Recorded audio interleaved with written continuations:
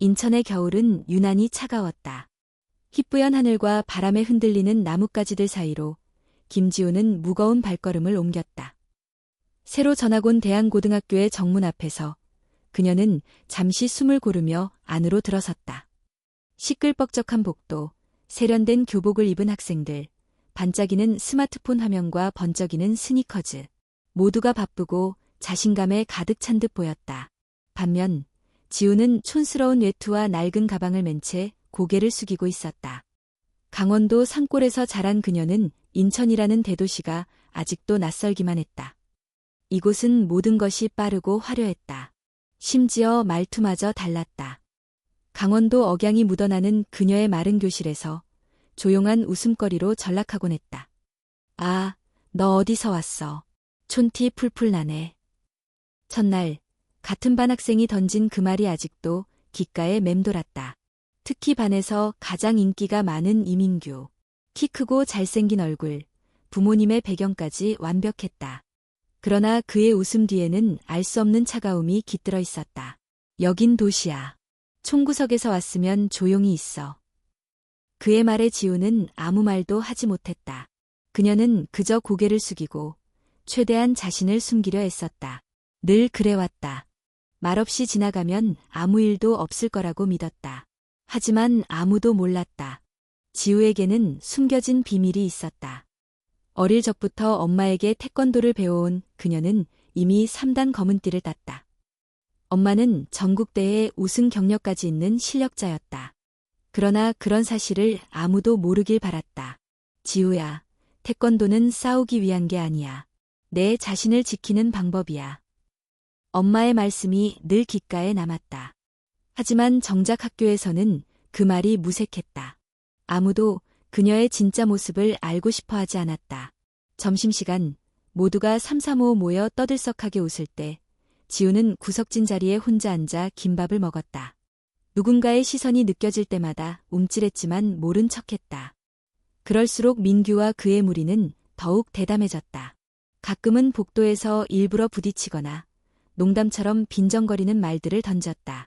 촌에서 태권도 좀 배웠대? 헛소문 아니야. 진짜. 그럼 우리한테 한번 보여줘봐. 조롱 섞인 말들이 오갔지만 지우는 끝까지 입을 열지 않았다. 자신을 드러내는 순간 모든 것이 더 나빠질 거라는 두려움 때문이었다. 집에 돌아오면 엄마는 늘 따뜻한 저녁을 차려주었고 작은 거실 한쪽 벽에는 엄마의 태권도 시합 사진과 상장이 가지런히 걸려 있었다. 엄마, 도시 학교는 너무 달라. 그냥 조용히 다니고 싶어. 지우의 말에 엄마는 조용히 웃으며 말했다. 세상이 어디든 다 똑같아. 약해 보이면 더 약하게 대하고 당당하면 2번 생각하지. 넌 약하지 않아. 단지 아직 내 힘을 숨기고 있을 뿐이야. 엄마의 말이 틀리지 않았지만 지우는 여전히 용기가 나지 않았다. 그러던 어느 날 교실 뒷자리에 새로 전학 온 서연이라는 여학생이 앉았다. 부산 출신이라는 그녀도 억양이 조금 달랐고 낯을 가리는 성격이었다. 지우는 왠지 모르게 그녀에게 동질감을 느꼈다. 그러나 얼마 지나지 않아 소문이 돌기 시작했다. 서현의 사적인 사진이 인터넷에 퍼졌다는 이야기였다. 복도에서 은밀하게 속삭이는 소리, 교실 뒤쪽에서 들리는 킥킥대는 웃음. 모두가 알면서도 아무도 직접 말하지 않았다. 서연은 점점 말수가 줄었고 결국 한 달도 되지 않아 학교를 그만뒀다. 지우는 알고 있었다. 그 사진들이 어떻게 퍼졌는지, 누가 그런 짓을 했는지. 어느 날 우연히 화장실 근처를 지나던 그녀는 민규와 그의 친구들이 천장 환풍구에 작은 카메라를 설치하는 장면을 목격했었다. 그때 아무 말도 하지 않았다. 몸이 얼어붙은 듯 움직이지 않았고 결국 아무 일도 못했다. 그때 내가 뭐라도 했더라면. 자책감은 시간이 지날수록 더 깊어졌다. 침묵은 아무것도 해결해주지 않았다. 오히려 더 큰 상처를 남겼다. 엄마의 말이 떠올랐다. 태권도는 몸을 단련하는 게 전부가 아니야. 마음도 단단해져야 해. 지우는 거울을 바라보았다. 복도에서 움츠러든 자신의 모습이 아니라 체육관 거울 속 당당했던 모습이 떠올랐다. 그녀는 결심했다. 더 이상 숨어 살지 않겠다고.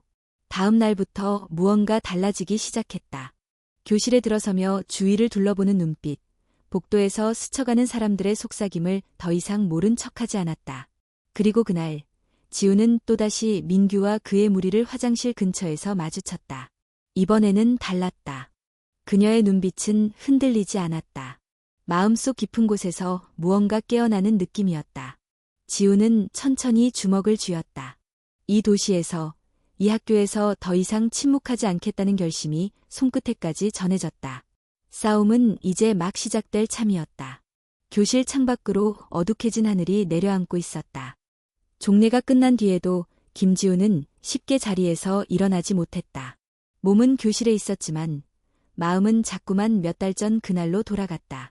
서연이 울먹이며 교실을 나가던 모습, 인터넷에 떠돌던 그녀의 사진들, 복도에서 수군거리는 아이들의 소리. 그리고 무엇보다 그날 환풍구에 몰래카메라를 설치하던 민규와 그의 친구들. 그때 지우는 아무것도 하지 못했다. 무력감과 두려움에 사로잡혀 몸을 숨기기에 급급했다.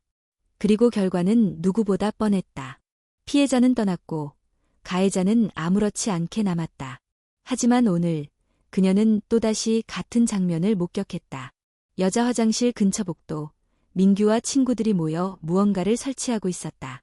그들의 얼굴에는 익숙한 비열한 미소가 떠올라 있었다. 이번엔 소빈이었다. 같은 반, 평소 말수가 적던 조용한 아이. 또 시작이야. 지우는 복도 모퉁이에 몸을 숨기며 심장이 터질 듯 뛰는 걸 느꼈다. 머릿속이 복잡해졌다. 저들을 막을 수 있을까? 만약 또 침묵하면 똑같은 일이 반복될까? 아니면 이번엔 내가 행동해야 할까? 손끝이 떨렸다.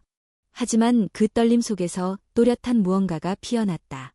더 이상 과거의 자신으로는 돌아갈 수 없다는 확신이었다. 그날 밤, 지우는 평소보다 늦게 집에 돌아왔다. 엄마는 도복을 입고 작은 거실에서 태권도 품새를 연습하고 있었다. 땀에 젖은 이마, 흔들림 없는 동작. 어릴 때부터 봐온 익숙한 모습이었다. 지우야, 왜 이렇게 늦었어? 괜찮아. 엄마의 물음에 지우는 한참을 머뭇거리다 결국 모든 걸 털어놓았다. 서현의 일, 몰래카메라, 민규, 그리고 오늘 있었던 일까지. 엄마는 아무 말 없이 조용히 듣고만 있었다. 긴 이야기가 끝났을 때 엄마는 깊은 숨을 내쉬며 말했다. 넌 이미 답을 알고 있어. 다만 그 답을 실천하는 게 두려울 뿐이지. 지우는 고개를 떨궜다. 엄마, 나 무서워. 괜히 나섰다가 더 큰 일이 벌어지면. 엄마는 잠시 생각에 잠기더니 지우의 어깨에 손을 얹었다. 무서운 게 당연해. 태권도를 배울 때도 처음엔 다 무서웠어. 하지만 무서움을 느끼면서도 한 발 내딛는 게 진짜 용기야. 그 말에 지우는 아무 대답도 하지 못했지만 머릿속 어딘가에 단단한 울림이 남았다. 다음 날 학교로 향하는 발걸음은 여전히 무거웠다. 하지만 어제와는 뭔가 달랐다. 복도에 들어서자 민규와 친구들이 익숙한 비웃음을 흘리며 지나갔다. 지우는 그저 그들을 바라보기만 했다. 이번엔 눈을 피하지 않았다. 점심시간, 소비는 구석자리에서 혼자 도시락을 먹고 있었다. 그녀의 눈빛은 불안과 두려움으로 가득 차 있었다. 지우는 조심스럽게 다가갔다. 소빈아, 괜찮아?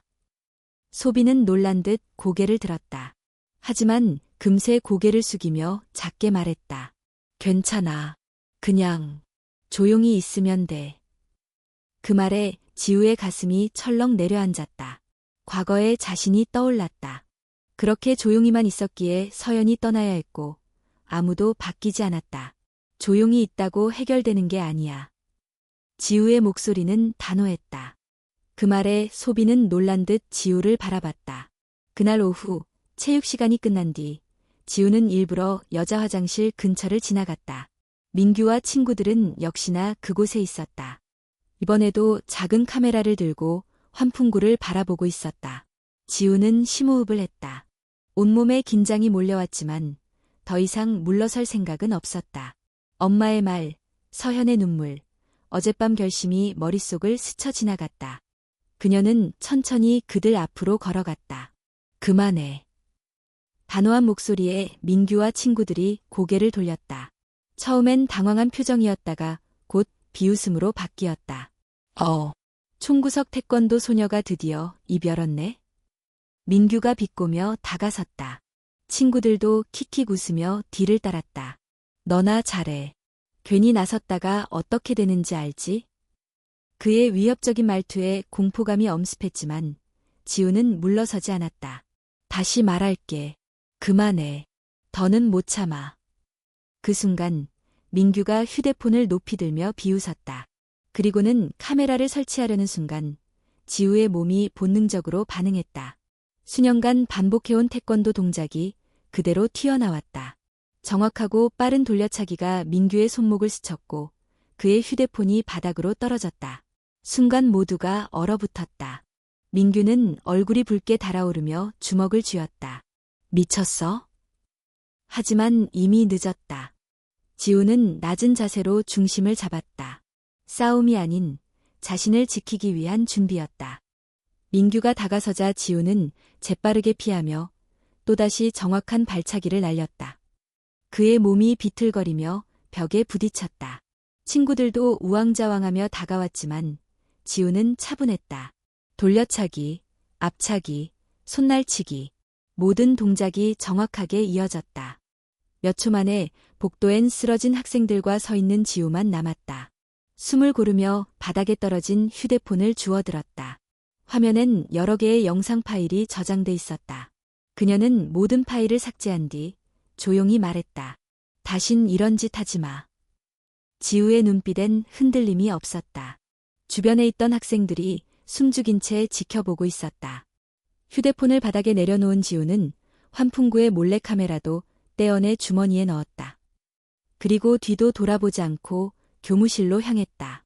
마음속 깊은 곳에서 긴 침묵을 깨트리는 소리가 울려 퍼지고 있었다. 교무실 앞에 도착한 김지우는 잠시 멈춰섰다. 심장은 여전히 빠르게 뛰고 있었고 손끝이 떨렸다. 하지만 그녀의 발걸음은 흔들리지 않았다. 깊게 숨을 들이마신 뒤 문을 두드렸다. 들어오세요. 교무실 안으로 들어서자 담임 선생님과 생활지도 교사, 교감 선생님이 있었다. 그들은 모두 놀란 표정으로 지우를 바라봤다. 지우야, 무슨 일 있니? 지우는 조용히 모든 것을 털어놓았다. 민규와 친구들이 화장실에 몰래카메라를 설치하려 했던 일, 서연이 피해를 입었던 일, 그리고 오늘 자신이 그들에게 맞섰던 상황까지. 말을 마친 뒤 교실 안은 잠시 정적에 휩싸였다. 교감 선생님은 무거운 얼굴로 입을 열었다. 우리는 이미 복도 CCTV를 확인했어. 사실을 알고 있었다. 다만 확실한 증거가 없었지. 지우는 놀랐다. 이미 학교는 상황을 알고 있었다는 사실에 실망감이 밀려왔다. 그런데 넌 물리적인 폭력을 사용했어. 이건 또 다른 문제야. 교감 선생님의 말에 지우의 손이 가늘게 떨렸다. 저는 저를 지키려고 했어요. 그리고 더 이상의 피해자를 막기 위해서요. 그 순간 생활지도 교사가 끼어들었다. 사실 이번 일은 쉬운 문제가 아니야. 민규 학생 부모님이 학교 이사회의 주요 인사들이라서. 말끝을 흐리는 교사의 표정에 지우는 모든 것을 이해했다. 학교는 이미 진실을 알고 있었지만 민규의 가족 배경 때문에 조심스럽게 행동해왔던 것이다. 그래도 내가 용기를 내준 덕분에 더는 숨길 수 없어. 담임 선생님이 조용히 말했다. 그날 오후 학교는 긴급 학부모 회의를 열었다. 사건은 이미 학생들 사이에서 퍼질 대로 퍼졌고 복도 곳곳에 수군거림이 가득했다. 교실에 앉아있던 지우는 주변의 시선을 느낄 수 있었다. 일부 학생들은 존경과 놀라움의 눈빛으로 바라봤고 또 다른 학생들은 싸늘하고 차가운 시선으로 노려봤다. SNS에는 이미 사건 관련 영상과 소문이 빠르게 퍼지고 있었다. 누군가는 지우를 정의의 여전사라 칭했고 또 누군가는 폭력적인 촌뜨기라고 비난했다. 역시 시골 애들은 폭력부터 쓰지. 멋있다. 저렇게라도 나서야 학교가 바뀌지. 의견은 극명히 갈렸다. 학부모 회의장에서도 상황은 비슷했다. 민규의 부모는 당당하게 나타나 아들의 억울함을 주장했다. 우리 아들은 단순한 장난이었어요.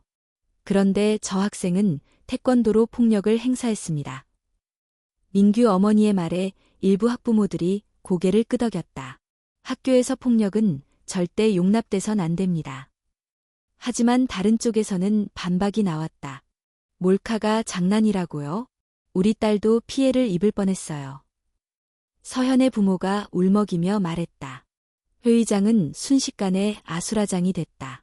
서로의 목소리가 겹치고 고성이 오갔다. 그 순간 교장 선생님이 손을 들어 모두를 진정시켰다. 학생들의 안전이 최우선입니다. 정확한 조사가 끝나기 전까지 모든 판단을 유보하겠습니다. 회의가 끝난 뒤 지우는 학교를 나서며 깊은 한숨을 내쉬었다. 자신이 옳은 일을 했다고 믿었지만 현실은 생각보다 복잡했다. 정의는 결코 단순하지 않았다. 집에 돌아온 지우는 인터넷을 확인했다. 수많은 댓글이 쏟아지고 있었다. 멋있다. 진짜 영화 같아. 태권도 배운 걸 저렇게 쓰면 안 되지. 시골 촌뜨기가 날뛰네. 이민규도 잘못했지만 폭력은 폭력이야. 그녀의 마음은 복잡했다. 자신을 지지하는 목소리도 있었지만 동시에 차별과 비난, 왜곡된 시선이 교차했다. 그날 밤 엄마는 조용히 지우의 어깨를 토닥이며 말했다. 사람들은 쉽게 판단해. 자기들이 직접 겪지 않았으니까. 하지만 넌 진실을 알잖아. 엄마의 말에 지우는 고개를 끄덕였지만 마음 한구석은 여전히 무거웠다. 다음 날 아침 교문 앞에는 기자들이 몰려 있었다. 카메라 플래시가 번쩍였고 마이크가 학생들을 향해 들이밀어졌다. 몰카 사건의 주인공 맞으시죠? 정말로 태권도로 학생들을 공격하셨나요? 기자의 질문에 지우는 아무 대답도 하지 않았다. 주변 학생들은 웅성거렸고 그녀를 바라보는 시선에는 호기심과 불안이 뒤섞여 있었다. 교실에 들어서자 소빈이 다가왔다. 괜찮아? 그녀의 걱정 어린 눈빛에 지우는 고개를 끄덕였다. 조금 힘들어. 그래도 넌 잘했어. 소빈의 말에 잠시 위로를 느꼈지만 교실 분위기는 여전히 차가웠다. 일부 학생들은 자리를 피했고 또 다른 학생들은 힐끔거리며 속삭였다. 태권도 소녀 등장하셨네. 폭력적인 여자애랑 엮이면 안 돼. 하지만 지우는 흔들리지 않았다. 그녀는 더 이상 침묵하지 않을 거였다. 그날 오후 학교 게시판에는 공식 공지가 올라왔다. 몰카 사건과 관련된 학생들은 정학 조치, 추가 조사를 진행 중이라는 내용이었다. 그리고 교장 선생님은 학생들에게 새로운 동아리 활동을 제안했다. 학교 내 자율방어 동아리를 만들어 보는 건 어떨까요? 학생들이 스스로를 지킬 수 있는 법을 배우는 겁니다. 그 제안에 학생들 사이에서 작은 웅성거림이 일었다. 지우는 순간 망설였다. 동아리를 만든다는 건 또다시 자신을 드러내는 일이다. 하지만 동시에 누군가에게 힘이 되어줄 기회이기도 했다. 그녀는 깊은 숨을 내쉬었다. 아직도 많은 벽이 남아 있었다. 하지만 한 걸음 내디디지 않으면 아무것도 바뀌지 않았다. 싸움은 끝나지 않았다. 오히려 이제 시작이었다. 자율방어 동아리. 교장 선생님의 제안이 교내에 퍼지자마자 학생들 사이에서 수많은 소문과 의견이 오갔다.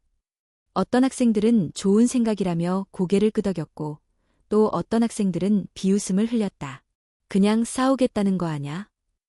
태권도 소녀가 주도한다던데 또 폭력 휘두르려고?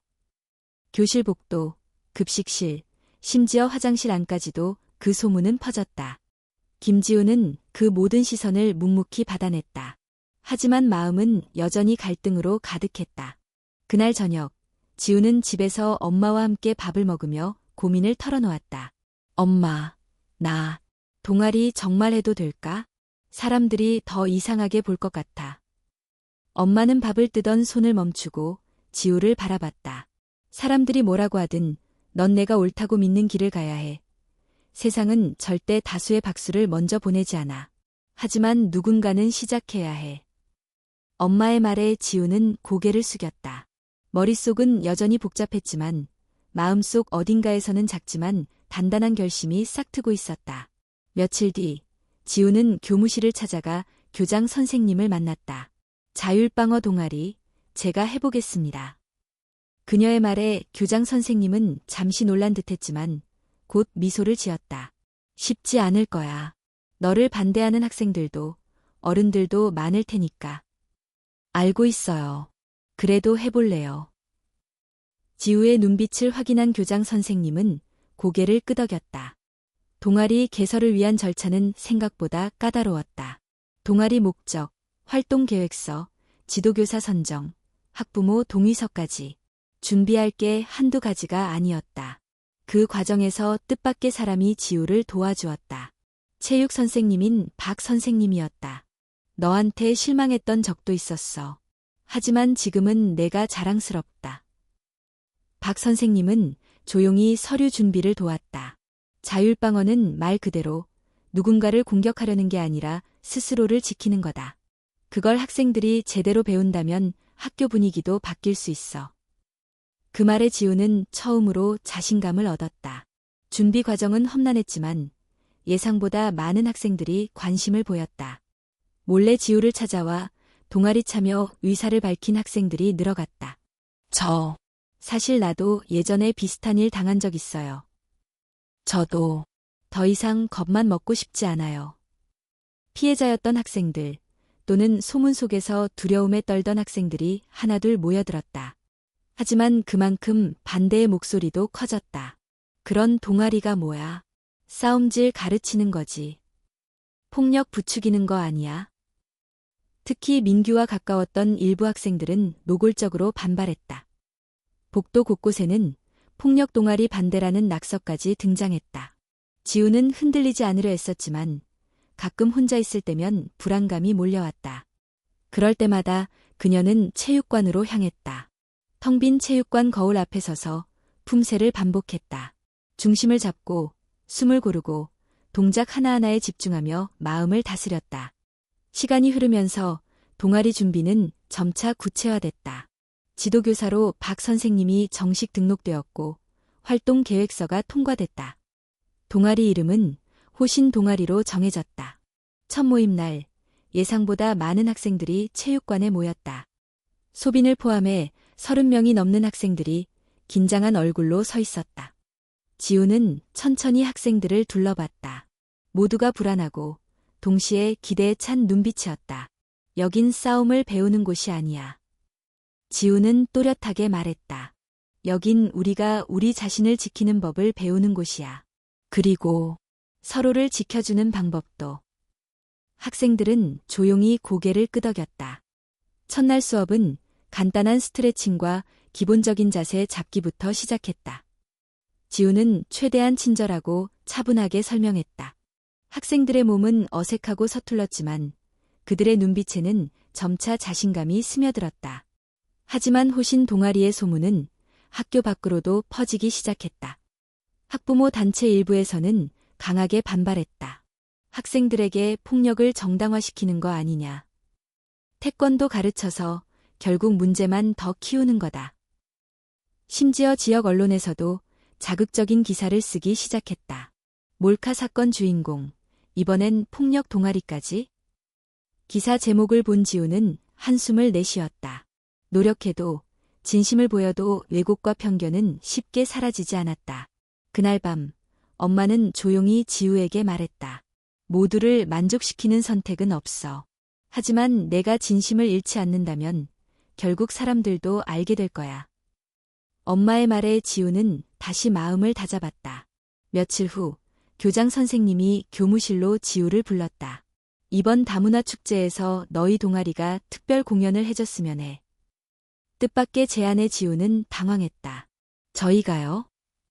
학교 안팎으로 걱정도 많고 소문도 많잖아.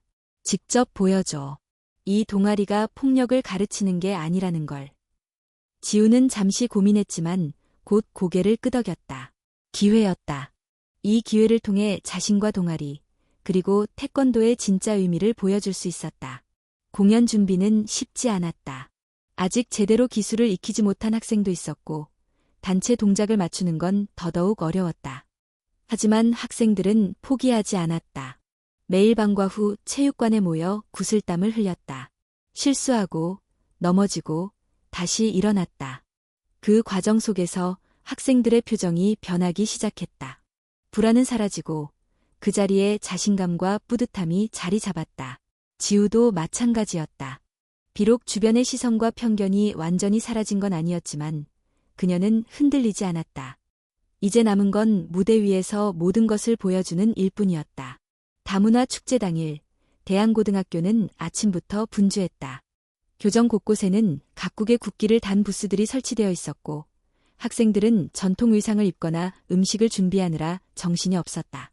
교문 앞에는 학부모들과 지역 주민들, 언론사 관계자들까지 몰려와 있었다. 김지우는 체육관 뒤편, 공연 대기실에서 깊은 숨을 내쉬었다. 도복 위에 교내 로고가 새겨진 상의를 입고 허리에는 검은 띠가 단단히 묶여 있었다. 긴장돼? 소빈이 옆에서 조심스럽게 물었다. 그녀 역시 하얀 도복을 입고 있었다. 조금, 아니, 많이. 지우가 솔직히 대답하자 소빈이 미소 지었다.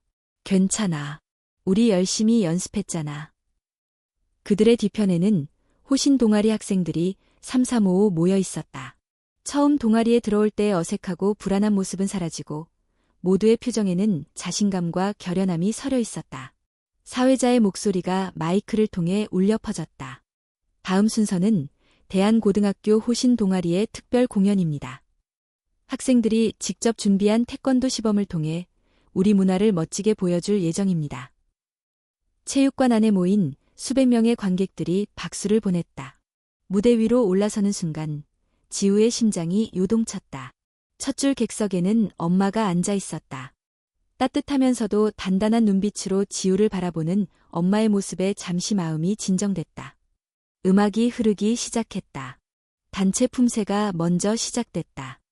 학생들은 정확하고 절도 있는 동작으로 호흡을 맞췄다. 손날치기, 앞차기, 돌려차기가 이어지며 무대 위는 금세 긴장감으로 가득 찼다. 관객석에서는 감탄이 터져나왔다.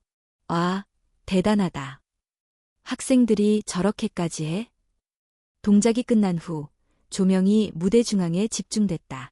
마지막 순서, 지우의 개인 시범이었다. 깊은 숨을 들이마시고 지우는 태백 품새를 시작했다. 고급 품새인 태백은 복잡하고 어려운 동작이 많았지만 그만큼 화려하고 아름다웠다. 지우의 몸이 부드럽고도 단단하게 움직였다. 발끝부터 손끝까지 흐르는 힘, 흔들림 없는 중심, 매 순간 이어지는 집중. 그녀의 머릿속에는 지금까지의 시간이 스쳐갔다. 서현의 눈물, 소빈의 두려움, 몰카 사건, 자신의 침묵, 그리고 동아리를 만들기까지의 모든 과정이 하나의 흐름처럼 이어졌다. 마지막 동작을 마치고 깊이 허리를 숙이자 체육관은 정적에 휩싸였다. 그리고 곧 거대한 박수와 환호가 터져나왔다. 관객석 곳곳에서 학부모들이 감탄했고 학생들은 열렬히 손뼉을 쳤다. 몇몇은 휴대폰으로 촬영하며 대박이다 라고 외쳤다. 행사가 끝난 뒤 호신 동아리 부스로 찾아오는 사람들이 줄을 이었다.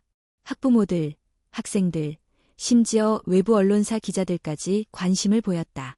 우리 딸도 참여할 수 있을까요? 자녀가 불안해했는데 이런 동아리가 있다니 정말 다행이에요. 긍정적인 반응이 쏟아졌지만 여전히 일부는 불편한 시선을 보냈다. 태권도는 무서워서 싫어요. 혹시 또 폭력 문제 일어나면 책임질 수 있어요? 그런 목소리에 지우는 흔들리지 않았다. 그녀는 침착하게 동아리의 취지와 활동 내용을 설명했다. 그날 저녁, 지역방송 뉴스에 호신 동아리의 공연 장면이 크게 보도됐다. 기자는 학생 스스로 안전을 지키고 차별 없는 학교를 만들기 위한 의미 있는 시도라고 소개했다. 댓글창에는 응원과 비난이 동시에 쏟아졌다. 정말 멋진 학생들이다. 이래서 시골 출신들은 폭력을 좋아해. 태권도 배웠다고 뭐가 달라? 결국 주먹질하냐? 지우는 그 댓글들을 보며 씁쓸했지만 예전처럼 숨지 않았다. 며칠 뒤 교장 선생님이 그녀를 따로 불렀다. 정말 잘했다. 지우야. 학교 분위기도 많이 달라졌어. 교장 선생님은 잠시 말을 멈추더니 진지한 표정으로 이어 말했다. 근데 민규 쪽에서 가만히 있지 않을 것 같다. 예상했던 일이다. 몰카 사건 이후 정학을 당한 민규는 학교에 복구하지 못했지만 그의 가족은 지역사회에서 영향력이 컸다. 소송을 준비하고 있다는 소문도 돌고 있었다. 저도 준비할게요. 지우는 단호히 말했다. 그녀는 알고 있었다. 싸움은 단순히 끝나는 일이 아니었다. 진짜 싸움은 오히려 이제 시작이었다. 그날 밤 집에 돌아와 도복을 갈아입은 지우는 엄마와 함께 거실에서 품새를 연습했다. 달빛이 비치는 창밖으로 인천의 거리가 조용히 펼쳐져 있었다. 힘들지 않냐? 엄마가 물었다. 힘들어. 하지만 후회는 없어. 지우의 대답에 엄마는 미소 지었다. 그게 제일 중요한 거야. 두려움은 사라지지 않아. 하지만 두려움을 느끼면서도 앞으로 나아가는 게 진짜 강한 거야. 지우는 고개를 끄덕이며 다시 자세를 바로잡았다. 그녀의 눈빛은 처음 인천에 왔을 때와는 완전히 달라져 있었다. 이제 더 이상 움츠러들지 않았다. 학교도 세상도 두렵지 않았다. 태권도를 통해 배운 건 기술이 아닌 바로 자신의 중심을 지키는 법이었다. 축제가 끝난 지 일주일도 채 지나지 않았다. 대한고등학교 교문 앞에는 또다시 기자들이 몰려들었다. 이번엔 호신 동아리 때문이 아니었다. 민규의 가족이 공식적으로 학교와 김지우를 상대로 법적 대응을 시작했기 때문이었다. 학교 게시판에는 민규 부모가 학교에 보낸 내용 증명 공문이 공개됐다. 공문에는 이렇게 적혀 있었다. 학교의 부적절한 지도와 허술한 관리로 인해 우리 아들이 부당한 피해를 입었으며 학생 개인의 폭력적인 행동을 학교가 방관하거나 조장한 정황이 발견됐다. 이에 민형사상 법적 책임을 묻겠다. 공문이 퍼지자 학생들과 학부모들 사이에서 또다시 시끄러운 논란이 일었다. 역시 문제가 될 줄 알았어. 그래도 몰카는 범죄잖아. 지우가 괜히 나서서 학교를 더 어지럽게 만든 거 아냐? 각종 루머와 왜곡된 정보가 SNS를 통해 빠르게 확산됐다. 심지어 지역 뉴스에도 태권도 소녀의 폭력 논란이라는 자극적인 제목이 달린 기사가 등장했다. 지우는 점점 심리적으로 지쳐갔다. 학교를 걸을 때마다 느껴지는 시선, 의도적으로 멀어지는 친구들, 가십거리로 소비되는 자신의 존재가 숨막혔다. 그날 저녁, 집으로 돌아온 지우는 방에 틀어박혔다. 휴대폰 화면을 보니 각종 악성 댓글이 쏟아지고 있었다. 강원도 총구석 출신답네. 학교 영웅 코스프레 하더니 결국 본색 드러냈군. 몰카도 잘못이지만 폭력은 더 나빠. 지우는 손에 쥔 휴대폰을 내려놓고 두 눈을 감았다. 손끝이 떨렸고 가슴이 조여왔다. 자신이 뭘 잘못했는지 도무지 알 수 없었다. 엄마가 조용히 방문을 두드렸다. 지우아. 아무 대답도 없는 딸을 향해 엄마는 문 앞에 잠시 서 있었다. 그리고 조심스럽게 말을 이어갔다. 사람들은 자기들이 보고 싶은 것만 봐. 진실은 관심 없고 자극적인 이야기만 소비해. 하지만 결국 시간이 지나면 남는 건 내가 선택한 행동뿐이야. 지우는 대답 대신 이불을 뒤집었었다. 그리고 한참을 그렇게 있었다. 며칠 동안 학교에 가는 발걸음은 더 무거워졌다. 수업 시간에도 집중이 잘 되지 않았고 동아리 활동도 자연스럽게 위축됐다. 동아리 학생들조차 불안해했다. 우리 괜히 시작한 거 아닐까? 그냥 조용히 지내는 게 나았을지도. 지우는 아무 말도 하지 못했다. 자신조차 흔들리고 있었으니까. 그러던 중 학교에서 지역교육청 관계자가 방문한다는 공지가 떴다. 민규 가족이 교육청에 정식 민원을 제기한 것이었다. 학교 측에서도 사태를 진정시키기 위해 외부 조사를 허락한 상황이었다. 그날 오후 교장실에서 관계자들이 학교 운영과 관련해 면밀히 조사를 진행했고 일부 학부모들은 기자회견을 자청했다. 민규의 아버지는 카메라 앞에서 목소리를 높였다. 우리 아들은 학교 폭력의 희생자입니다. 학교가 책임을 다하지 않아 이런 사태가 발생했습니다. 기자는 곧바로 지우에게 마이크를 들이밀었다. 김지우 학생, 당신은 자신이 폭력 가해자라는 비판에 대해 어떻게 생각합니까? 지우는 아무 대답도 하지 못한 채 고개를 숙였다. 그 모습을 담은 영상은 순식간에 온라인에 퍼졌고 지우를 향한 비난은 더욱 거세졌다. 다음 날 학교로 향하는 길에 지우는 문득 돌아서고 싶은 충동을 느꼈다. 그만두고 싶었다. 더 이상 싸우고 싶지 않았다. 하지만 운동장 한쪽에 모여있는 호신 동아리 학생들의 모습을 본 순간 마음이 조금 흔들렸다. 그들의 표정에도 불안과 걱정이 가득했지만 동시에 지우만을 바라보는 간절함도 느껴졌다. 그때 소빈이 다가와 조용히 말했다. 지우야, 우리 도망칠 거야? 아니면 끝까지 버틸 거야? 그 말에 지우는 잠시 숨을 고르며 생각했다. 맞다. 도망친다면 모든 게 끝이었다. 하지만 남는다면 힘들어도 바꿀 수 있었다. 그날 저녁 동아리 방에 모인 학생들 앞에서 지우는 처음으로 솔직한 심정을 털어놨다. 나도 무서워. 정말 무섭고 지치고 도망치고 싶어. 하지만 우리가 여기서 멈추면 누가 또 피해를 볼지 몰라. 우리를 믿고 따르는 친구들도 아직 용기를 내지 못한 학생들도 다 포기하는 셈이야. 학생들의 눈빛이 달라졌다. 우리 계속해요. 지우 선배 혼자 아니잖아요. 맞아요. 우리가 다 같이 시작한 거예요. 그 작은 모임에서 다시 시작된 연대감은 곧 학교 전체로 퍼졌다. 일부 학생들은 SNS에 호신 동아리를 응원하는 글을 올렸고 몇몇 학부모도 학교에 긍정적인 의견을 전달하기 시작했다. 물론 반대도 여전했다. 하지만 분위기는 서서히 변하고 있었다. 며칠 뒤 교육청의 공식 조사 결과가 발표됐다. 몰카 사건의 심각성과 민규의 책임이 인정됐고 지우의 행동이 정당방위에 가까웠다는 결론이 내려졌다. 민규 가족의 법적 대응은 무의미해졌고 학교는 호신 동아리를 정식 동아리로 계속 운영하기로 했다. 하지만 지우는 알고 있었다. 외부의 인정만으로 모든 게 끝나는 건 아니었다. 사람들의 편견, 왜곡된 시선, 그리고 무엇보다 스스로의 두려움을 완전히 극복해야 했다. 그날 밤 지우는 체육관에 혼자 남아 품새를 반복했다. 땀에 젖은 이마, 조용히 울리는 숨소리, 흔들림 없는 중심. 거울 속 자신의 모습을 바라보며 지우는 천천히 주먹을 쥐었다. 이제부터가 진짜 시작이었다. 시간이 흘렀다. 교육청의 조사 결과가 발표된 뒤 대한고등학교는 조금씩 평정을 되찾아갔다. 민규 가족의 법적 대응이 무의미해지자 학교를 둘러싼 소란도 서서히 잠잠해졌다. 하지만 완전히 모든 게 끝난 건 아니었다. 김지우는 그 사실을 누구보다 잘 알고 있었다. 비록 큰 위기는 지나갔지만 사람들의 속마음까지 하루아침에 바뀌는 건 아니었다. 여전히 복도 어딘가에서는 수군거림이 들렸고 일부 학생들은 힐끔거리며 멀찌감치 거리를 두었다. 하지만 그와 동시에 변화도 느껴졌다. 호신 동아리에는 점점 더 많은 학생들이 모여들었다.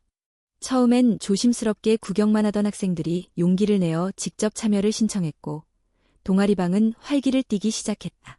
나도 더 이상 겁만 먹고 싶지 않아요. 저도요. 스스로를 지킬 수 있는 사람이 되고 싶어요. 동아리 활동은 단순한 태권도 기술을 넘어 학생들의 자신감을 키우는 공간이 됐다.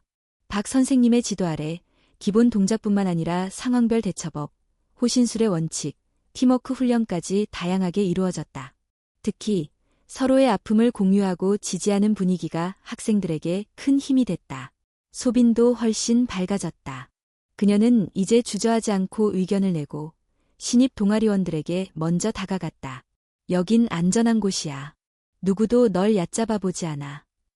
그녀의 말을 듣고 고개를 끄덕이는 후배들의 모습을 볼 때마다 지우의 마음도 조금씩 가벼워졌다. 그러던 어느 날 뜻밖의 제안이 들어왔다. 학교로 찾아온 지역 커뮤니티 센터 관계자가 호신 동아리 활동에 큰 관심을 보인 것이다. 지역 청소년 프로그램 중 자기방어 교육을 도입하고 싶은데 대안고 학생들이 직접 가르쳐줄 수 있겠습니까? 교장 선생님은 물론 박 선생님과도 상의 끝에 긍정적인 답을 내렸다. 그렇게 지우와 동아리 학생들은 방과 후 커뮤니티 센터를 방문해 어린이와 청소년들에게 기본적인 호신술과 자신감 훈련을 지도하게 됐다. 처음엔 모두가 긴장했지만 시간이 지날수록 분위기는 부드러워졌다. 어린아이들의 해맑은 웃음소리, 청소년들의 진지한 눈빛 속에서 지우는 새로운 의미를 찾을 수 있었다. 이게 진짜 태권도의 의미구나. 단순히 싸우는 기술이 아닌 약한 사람을 보호하고 두려움을 이겨내며 서로를 존중하는 법을 가르치는 것. 그날 이후 커뮤니티 센터의 프로그램은 입소문을 타며 점차 확대됐다. 지역 언론에서도 긍정적인 기사들이 실렸고 학교 안팎에서 호신 동아리에 대한 인식도 크게 개선됐다. 물론 완벽하진 않았다. 여전히 민규를 지지하던 일부 학생들은 곁에서 차가운 시선을 보냈고 가끔 온라인상에서는 악성 댓글도 올라왔다. 그러나 이제 지우는 그런 것들에 휘둘리지 않았다. 그녀는 체육관 거울 앞에 설 때마다 처음 인천에 왔을 때의 자신을 떠올렸다. 두렵고 위축되고 모든 시선이 무서웠던 그때. 하지만 지금 거울 속의 자신은 당당했다. 흔들림 없는 눈빛, 똑바로 선 자세, 그리고 깊은 숨. 그날 밤 엄마와 함께 늦은 저녁을 먹으며 지우는 조심스럽게 물었다. 엄마, 나 조금은 변한 것 같아. 엄마는 조용히 웃으며 고개를 끄덕였다. 많이 변했어. 내가 몰라서 그렇지. 처음엔 울기만 하던 애가 이제 다른 사람을 지키는 사람으로 자랐잖아. 지우의 입가에도 미소가 번졌다. 하지만 마음 한편에는 여전히 작은 불안이 남아 있었다. 민규의 그림자가 완전히 사라진 건 아니었다. 소문에 따르면 민규는 다른 학교로 전학을 준비 중이라고 했다. 하지만 그가 남긴 상처와 긴장은 쉽게 사라지지 않았다. 그리고 무엇보다 이 사회 전체가 바뀌기엔 아직 갈 길이 멀었다. 학교 안에서도 지역 사회에서도 여전히 폭력과 차별, 편견은 존재했다. 호신 동아리 하나로 모든 걸 해결할 순 없었다. 하지만 지우는 알고 있었다. 변화를 만드는 건 거창한 선언이 아니라 작은 행동들의 반복이라는 걸. 커뮤니티 센터에서의 교육을 마치고 돌아오는 길, 동아리 학생들과 함께 버스를 타고 창밖을 바라보던 순간 지우는 마음속으로 다짐했다. 멈추지 않을 거야. 그녀는 이제 더 이상 두렵지 않았다. 힘든 순간도 많겠지만 넘어지면 다시 일어나면 됐다. 그리고 자신만이 아니라 옆에 있는 친구들, 아직 목소리를 내지 못하는 사람들까지 함께 끌어올리는 사람이 되고 싶었다. 다음 주에는 또 새로운 행사가 예정돼 있었다. 인근 고등학교들과 연합해 열리는 청소년 안전 포럼이었다. 지우와 호신 동아리 학생들이 대표로 참석해 자신들의 경험과 활동을 소개하는 자리였다. 처음 이 제안을 들었을 때 지우는 잠시 주저했지만 곧 수락했다. 두려움을 무릅쓰고 시작한 일이 이제 조금씩 세상에 울림을 주고 있었다. 포럼을 준비하는 동안 동아리방에는 다시 열기가 가득했다. 발표 연습, 사진 자료 정리, 짧은 태권도 시범 준비까지 모두가 진지하고 동시에 설렘에 차 있었다. 포럼 당일 아침, 지우는 깨끗하게 다려진 교복을 입고 거울 앞에 섰다. 한 손에는 검은 띠가 들려 있었다. 잠시 검은 띠를 바라본 뒤 천천히 허리에 묶으며 그녀는 깊은 숨을 내쉬었다. 두려움이 사라진 게 아니야. 하지만 이젠 두려움을 안고도 걸을 수 있어. 거울 속의 자신을 바라본 채 지우는 조용히 미소를 지었다. 새로운 도전이 기다리고 있었다. 인천시청 대강당 앞에는 아침부터 사람들이 북적거렸다. 청소년 안전 포럼이 열리는 날이었다. 대한고등학교를 포함해 여러 학교의 학생 대표들이 모여 학교 폭력, 자기방어, 안전 문화에 대해 발표하고 토론하는 자리였다. 김지우는 버스에서 내리며 깊게 숨을 들이쉬었다. 손끝이 살짝 떨렸지만 얼굴에는 단호한 표정이 떠올랐다. 그녀의 뒤로 소빈과 호신 동아리 학생들이 줄지어 서 있었다. 지우야, 괜찮아? 소빈이 걱정스럽게 물었다. 응, 괜찮을 거야. 사실 떨리는 게 사실이었다. 하지만 이제 지우는 두려움에 지배당하지 않았다. 지난 몇 달간의 경험이 그녀를 단단하게 만들었다. 대강당 로비에는 각 학교 이름이 적힌 부스들이 설치돼 있었고 포스터와 안내 책자가 곳곳에 비치돼 있었다. 학생들은 삼삼오오 모여 리허설을 하거나 발표 자료를 확인하고 있었다.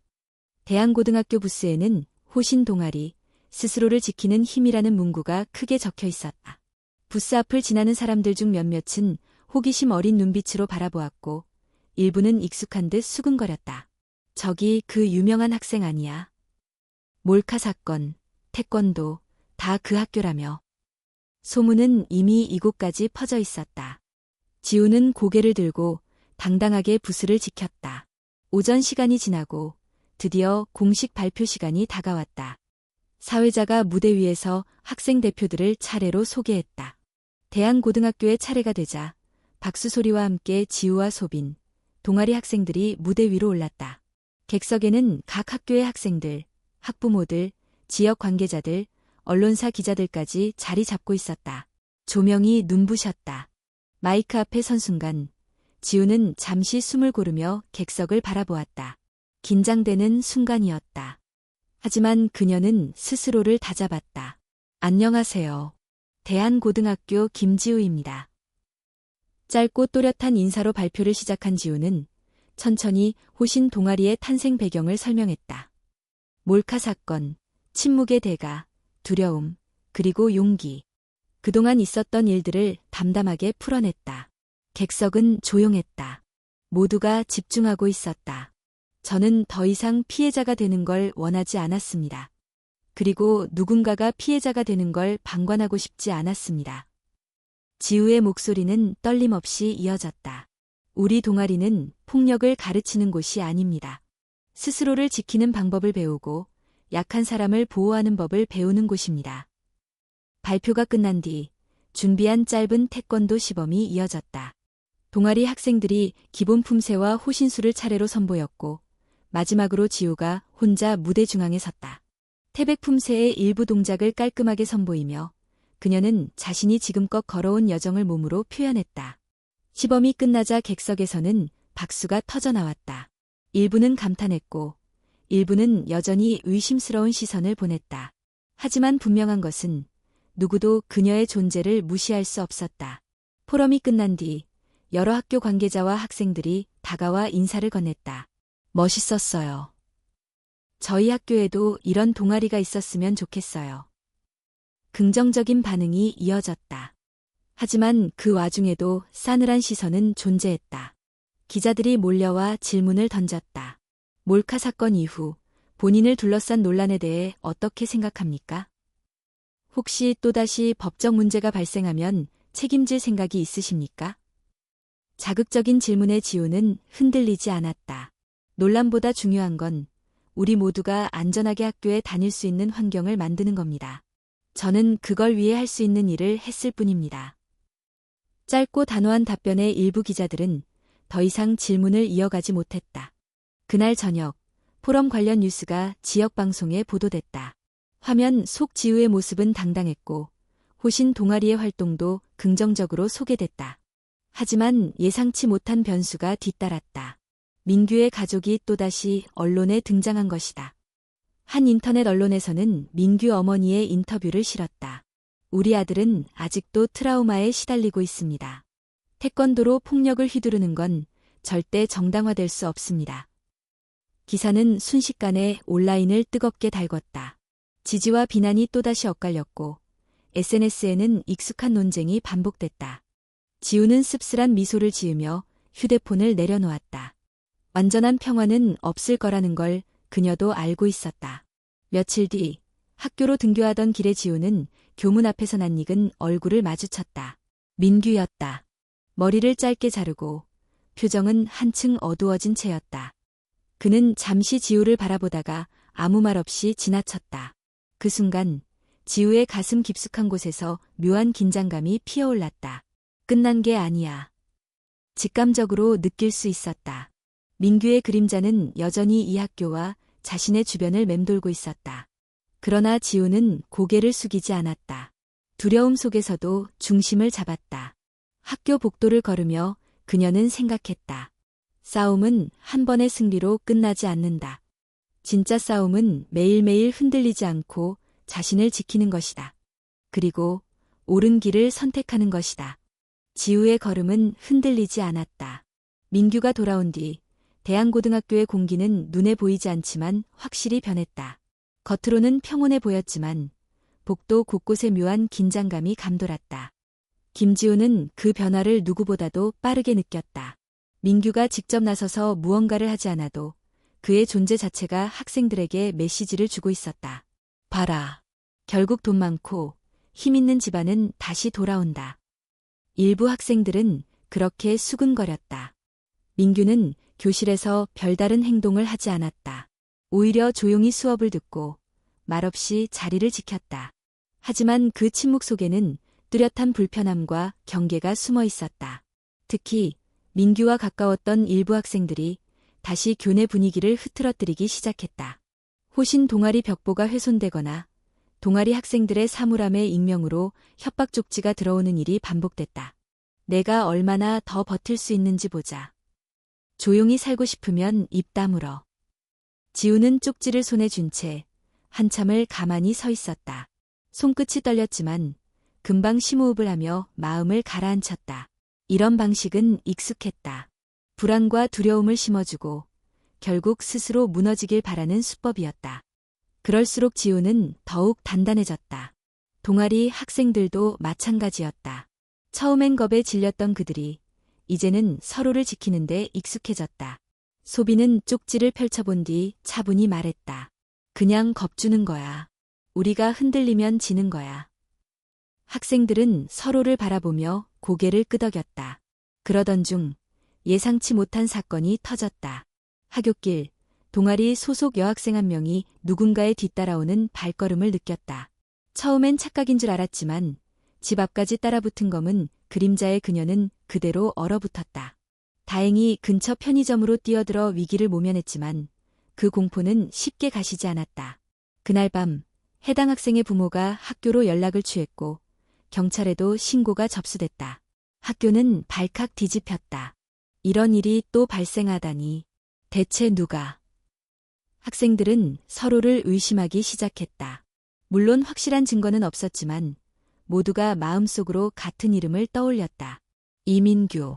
경찰도 민규를 참고인으로 불러 조사했지만 그는 완벽한 알리바이를 제시했다. 사건 당시 학원에 있었고 CCTV로도 확인이 됐다.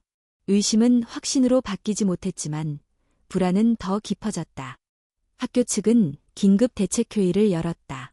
교장 선생님과 교감, 생활지도 교사, 그리고 동아리 대표로 지우가 참석했다.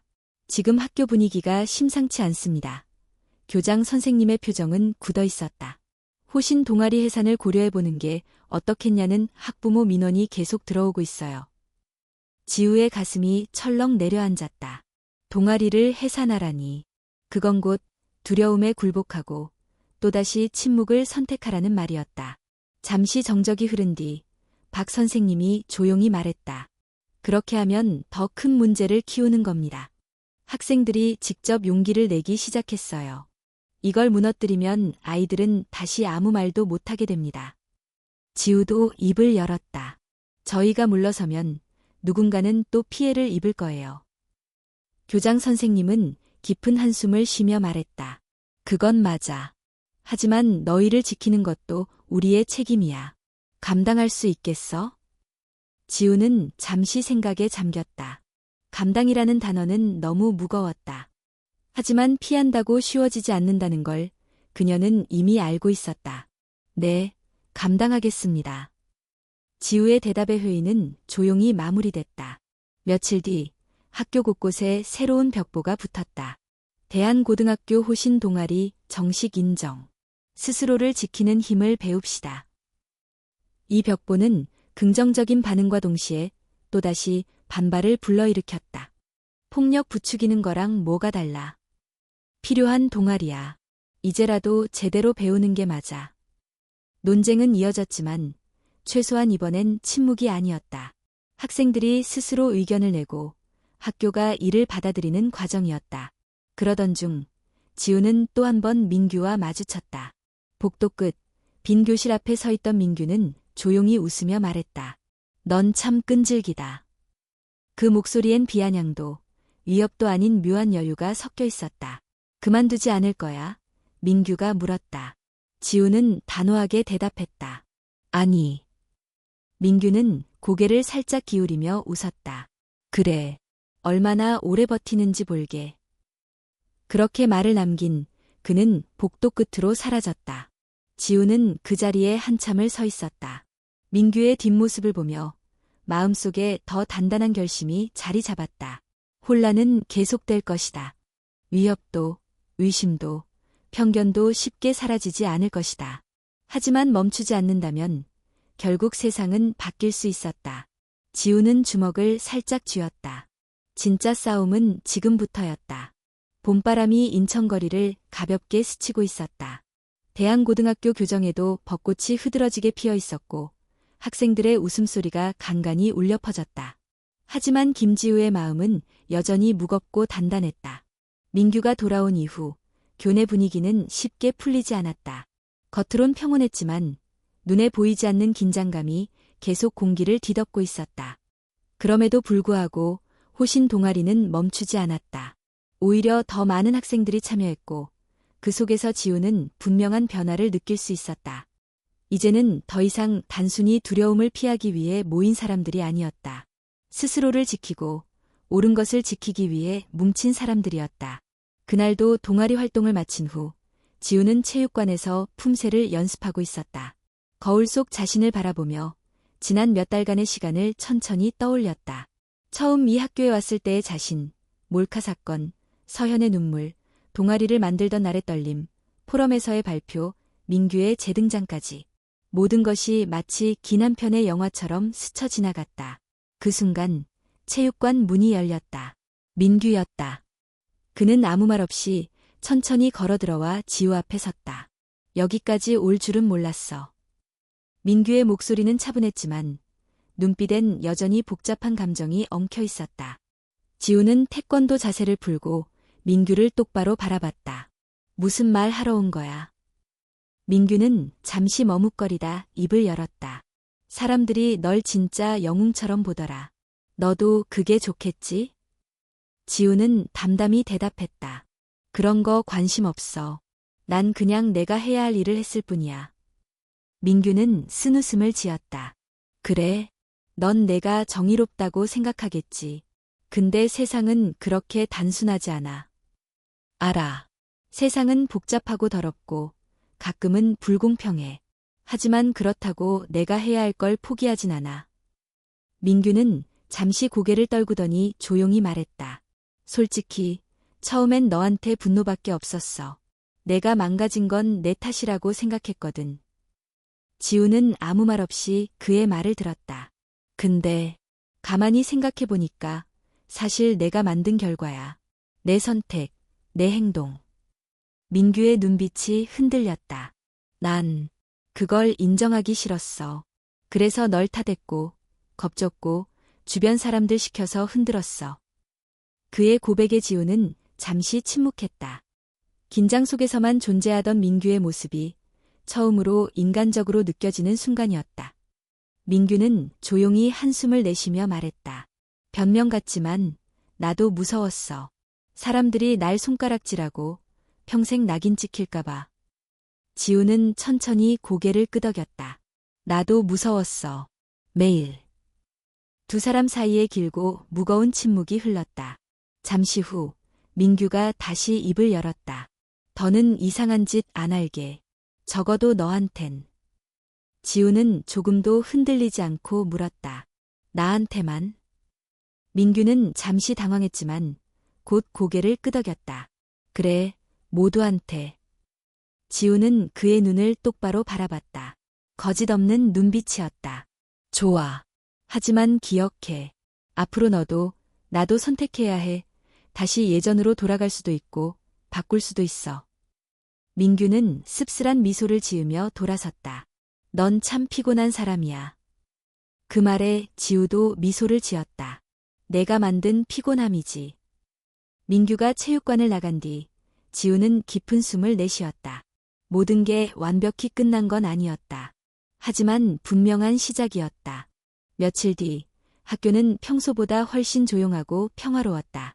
호신 동아리 활동은 계속됐고 커뮤니티 센터에서의 교육도 꾸준히 이어졌다. 지역 신문에서는 대한고등학교 학생들, 지역 안전문화 확산의 앞장이라는 긍정적인 기사가 실렸다. 소비는 동아리방에서 새로 들어온 후배들에게 말했다. 여긴 그냥 태권도 배우는 데가 아니야. 우리가 우리 자신을 지키고 서로를 지켜주는 곳이야.